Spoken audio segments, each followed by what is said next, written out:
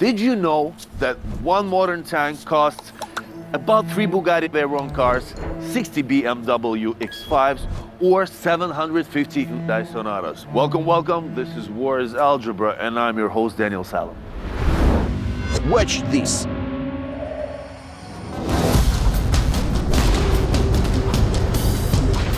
On the battlefield for Ukrainian independence, dozens of types of tanks are in combat, including NATO tanks from Western partners and those from Ukrainian Army reserves. Since 1991, the Ukrainian Army has chosen the T-64 as the main tank in the armed forces. Over the course of its existence, the machine has undergone numerous modernizations. Today, the protagonists of this episode are one of the most popular tanks in history, the T-64 and its newer sibling, the T-80.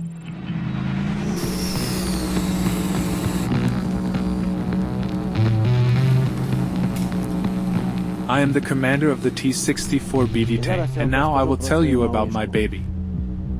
This is my baby, the T-64 BD tank. It has dynamic protection and a guided weapons system. It can fire various types of ammunition, such as high explosive fragmentation, armor-piercing cumulative, armor-piercing subcaliber, and guided weapons.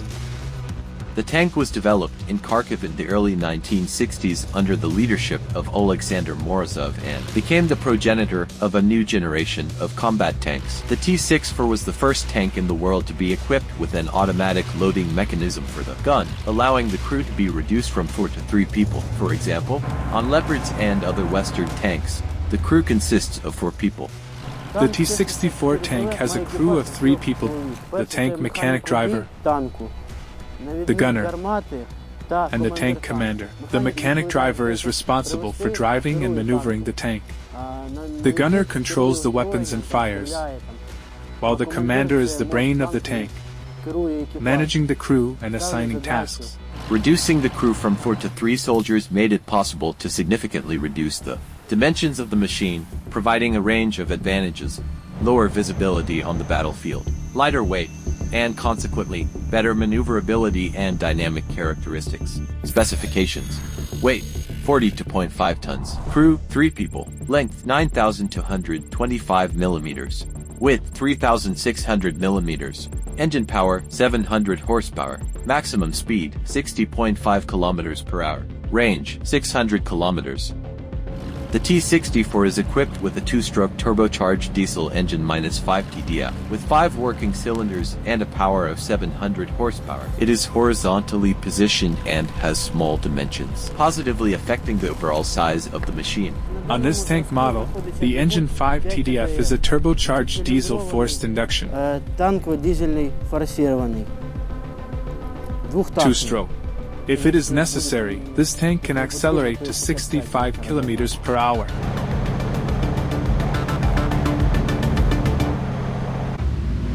Watch this. The main armament of the T-64 tank is the 125mm smoothbore tank cannon. Additionally, there are 2 machine guns, paired and anti-aircraft. The feature of the weapon is the 125mm smoothbore cannon. It excels over those in Western armament, as it can operate from concealed firing positions. With a high explosive fragmentation shell, I can operate at a range of up to 10 kilometers, as stated in the manual. But we have fired from this gun even further up to 11 kilometers, and even a bit more. The projectiles are universal, suitable for both the T-72 and the T-64. The tank can perform 36 artillery shelling rounds, 28 in the conveyor,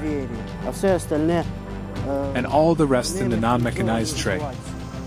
Weapon specifications: cannon, 125mm, machine gun, 7.62mm, anti-aircraft machine gun, 12.7mm. We engage fire from the cannon, take a shot, and the cannon is reloading. The machine gun paired with the gun cannot fire while it is reloading. However, in the meantime, as the reloading is taking place, I can fire from the anti-aircraft machine gun and prevent the opponent from raising their head.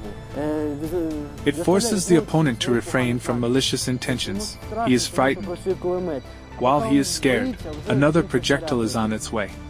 In other words, we use the anti-aircraft machine gun to fill the gap between shots from the gun.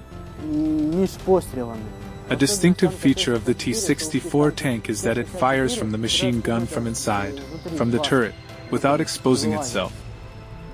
While the gunner controls the gun, the tank commander controls the anti-aircraft machine gun. Inside the turret, he has all the necessary tools for this. The tank commander has an anti-aircraft mortar installation where he can shoot from the inside. This includes the sight and instruments to control left, right, up, and down. I look into the sight and shoot, and I manage the crew from this position. The armor of the T-64 is composed of several layers with different properties that effectively resist all types of ammunition, both cumulative and armor-piercing. This is dynamic protection that defends against cumulative projectiles. Also, my tank has a special feature.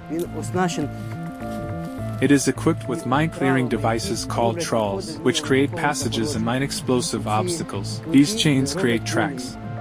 Following the tank, other armored vehicles can confidently move because it clears the road from explosive devices and other dangers. I love my baby very much. We have been through a lot together. Many outings. We've had many adventures, and often it has saved us. I didn't give it a name because it had or could have a different crew. It would be awkward if everyone called it differently. It might get offended. Overall, the Kharkov-produced T-64 became the precursor to all other main battle tanks, T-72, T-80, and their numerous modifications. Watch this.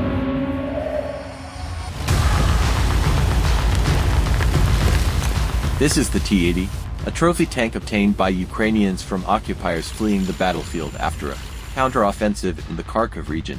At that time, Russians, out of fear, abandoned a lot of their equipment. This machine was captured in the summer of 2022 in the Kharkiv region. It was blown up on a mine. We dragged it out, did our own repair, replaced parts that were torn off,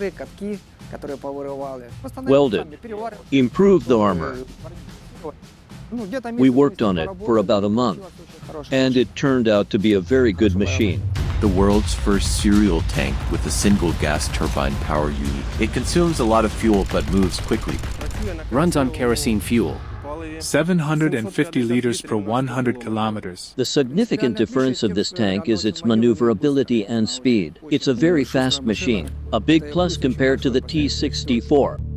Specifications: weight 46 tons, crew 3 people, length 9,656 millimeters, width 3,525 millimeters, engine power 1,100 horsepower, maximum speed 70 kilometers per hour, range 600 kilometers. I pushed its speed to even 75 kilometers per hour.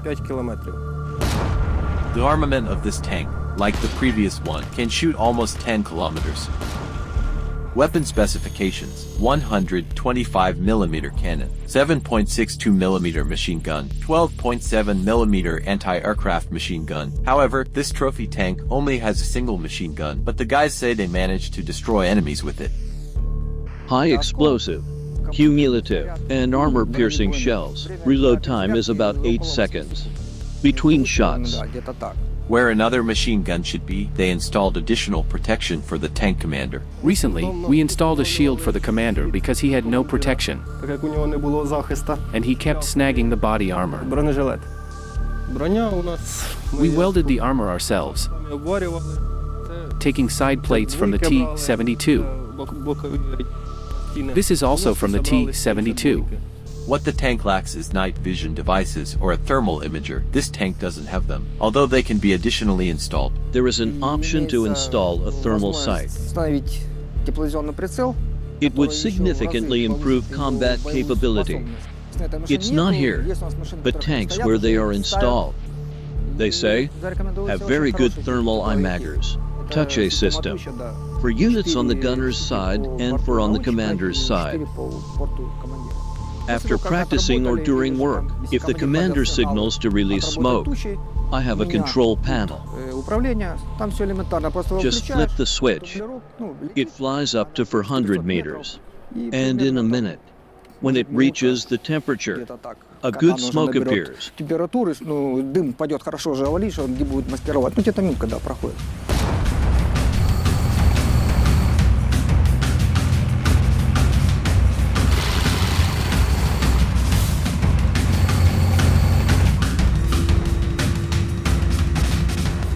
As you can see, the age is not an obstacle.